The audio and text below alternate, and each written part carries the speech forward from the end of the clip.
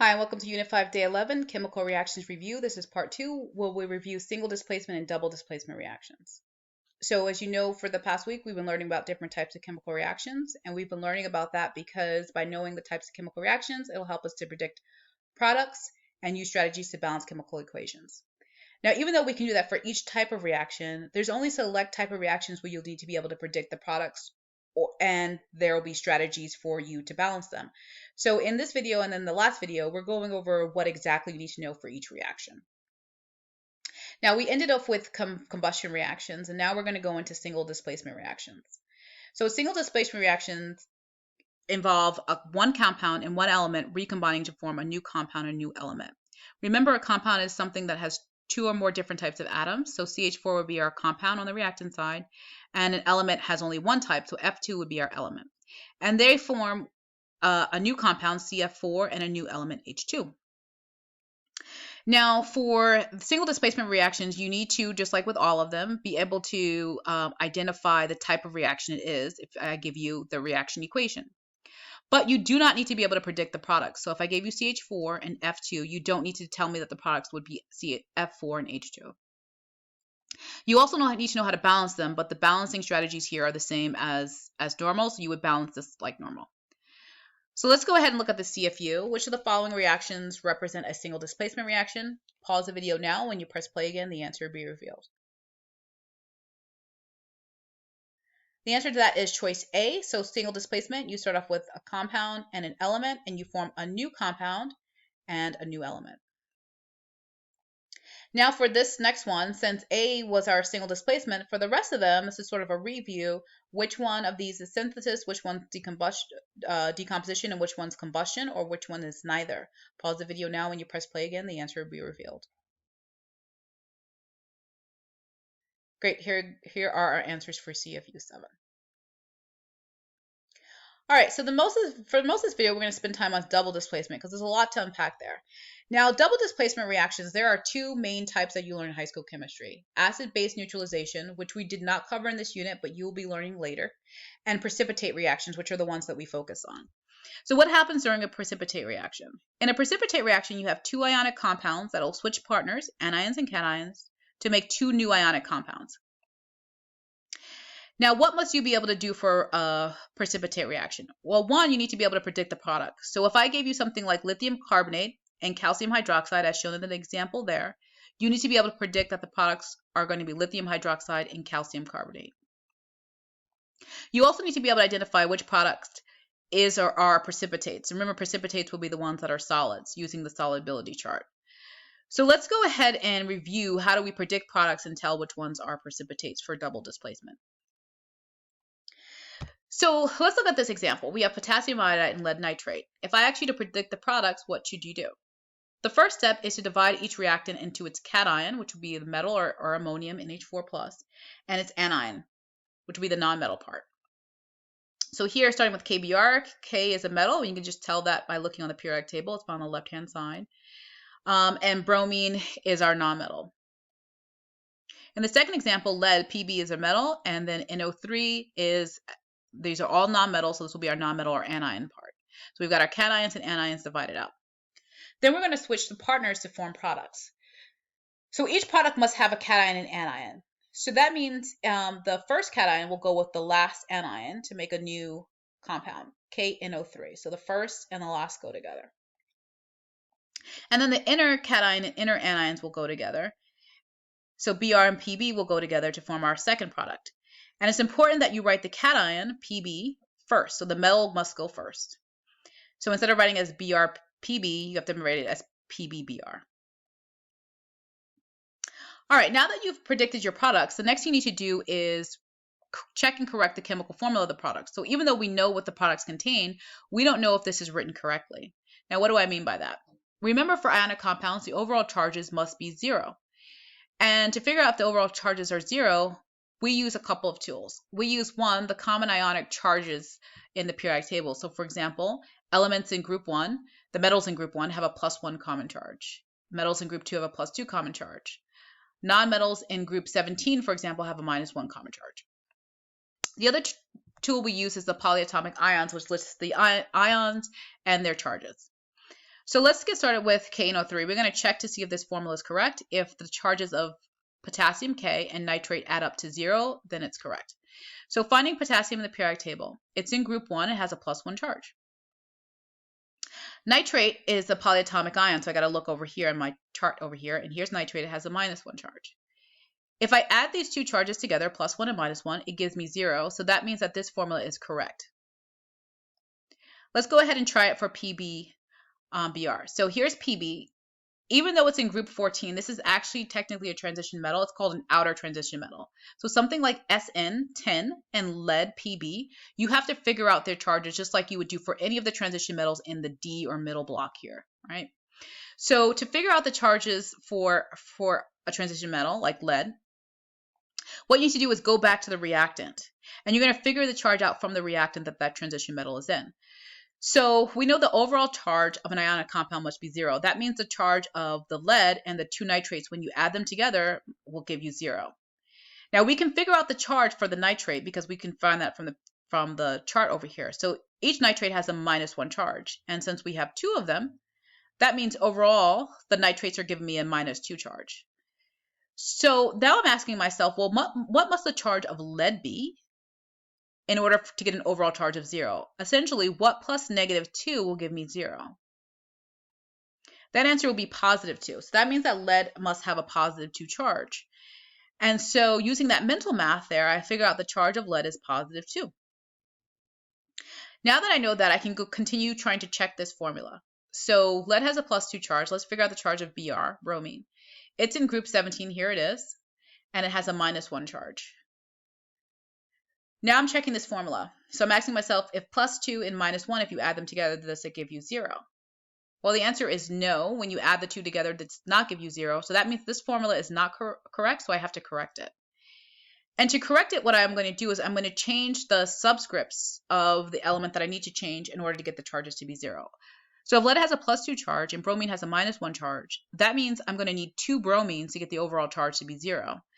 So I'm going to put a subscript of 2 next to bromine. Now I have the correct formula. So here are our steps for predicting the products. First, you divide each reactant into its cation and anion, and then switch partners to form your product.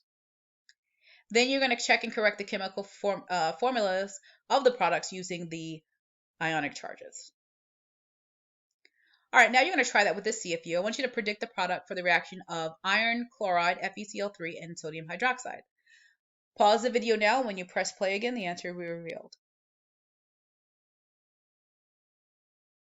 All right, so here is step 1, to divide each reactant into its cation and anion, and then switch to form your products. So FeOH and NaCl are my products, and this color coding is not correct.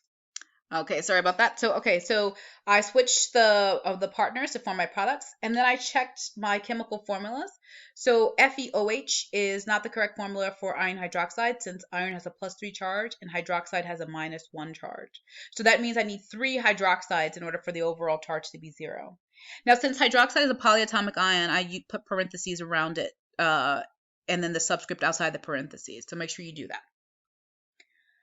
All right, so that is the answer for CFU8. Now, the next thing I want to do is figure out how to predict which one is our precipitate. Now, why do we need to do that? For these reactions, if you don't have a precipitate, you have no reaction. And remember, you can tell if there's a precipitate when you mix the two reactants together, it should start to appear cloudy. And that cloudy thing is, or the thing that's making it look cloudy, is your insoluble precipitate. If, on the other hand, you mix 2 solutions together and it remains clear, you can see through it, it does not become cloudy, there was no reaction. So precipitate indicates that a reaction has happened. So how do we predict if the precipitate can be formed? We use the solubility chart. And in this solubility chart, it lists whether each ionic compound is a solid, S for solid, meaning it's insoluble, or aqueous, meaning it dissolves, it's soluble. Anything that is listed as a solid would be a precipitate if it's a product. So let's take a look at this first example, U5D11 ammonium fluoride. So the first thing is I need to find ammonium, and I would find the cation on this vertical column here. And here it goes. Ammonium's right here. It's the second one down. And then I need to find fluoride, my anion. That would be listed across here. So if I go across, I see here is fluoride. And I see where the two intersect. And where they intersect, it tells me that the phase of that compound would be aqueous. So that means that this is aqueous, it's soluble. So if this was a product, it would not be a precipitate. So ammonium fluoride would not make a precipitate. Let's look at another example. So this is silver chloride. So I start by finding silver. Silver is at the bottom here. So I look along the sort of this vertical column here, and here's silver. Then I need to find chloride. So I go to the top and I go across and I find chloride. And where it intersects, it says solid for soluble. Solid for solid, right? S for solid, what I mean to say. So this means it's insoluble. So if silver chloride was a product, that means it would be a precipitate. S would tell me it's a precipitate. All right, so for the reaction that you predict the product for in CFU8, you're going to determine the phases for each of the products using this chart here. So FeOH3 is iron hydroxide, so you need to find iron, and then you need to find hydroxide for that. And then the second one is sodium chloride, so you need to find sodium, and then you need to find chloride for that, and see where they intersect. All right, pause the video now. When you press play again, the answer will be revealed. All right, so here's iron hydroxide. The phase listed here is S for solid. And then here's sodium chloride, and the phase listed here is aqueous. So the next thing is identifying which one is our precipitate. Well, remember the precipitate would have a solid phase. So that means in our case, the precipitate is FeOH3 because it's a solid. All right, so now that we learned how to predict the products for these double displacement, the other thing we need to know is the strategies for balancing these equations. So it's kind of like balancing it like normal, but there's one key strategy here, and that is to break things down into cations and anions, not elements. So what do I mean by that? If we're given a double displacement precipitate reaction like here, ammonium fluoride and lead nitrate goes to form lead fluoride and ammonium nitrate. If we were doing this normally, what we would do is we would list each type of atom or element on both sides of the arrow, right? So we would write down nitrogen, hydrogen, fluorine, lead, which is Pb, and oxygen. And we do that on both sides. And then we would change the coefficients until we got them to be balanced. Okay. Now, the problem with doing something like this is that in this example for here, you see that nitrogen is in ammonium and it's in nitrate. So we have to keep track every time we change those things. That makes things a bit tricky. But if we want to be strategic, what we can do instead is balance them by their cations and anions. Remember, we've already broken those up to determine our product, so it's kind of easy at this point. So ammonium is our cation for the first one, and fluoride is an anion for the second one. We have lead as our cation for the second ionic compound, and NO3 is our anion there. And what we do is we count each one. So for example, I know I have one ammonium and I have one fluoride. Here I have one lead, and I know I have two nitrates because it's in parentheses. So polyatomics, if you have more than one, will be in parentheses, and there'll be a 2 on the outside. And then here's our tally for the product side. So I would change the coefficients until both are balanced. So maybe I want to start by trying to balance the fluorine. Since I have 1 on the reactant and 2 on the products, I put a 2 in front of NH4F, and that changes the fluorines and the ammoniums on the reactant side. Then I can go ahead and change the same thing on the product side to get them to balance, right? So that's being strategic. Okay, so what you're going to do this last CFU is you are going to balance this. It's the same reaction from CFU 8 and 9. So go ahead and pause the video and try and balance this strategically. When you press play again, the answer will be revealed. All right, so here are the answers for that. Oops, sorry. So this is the answer.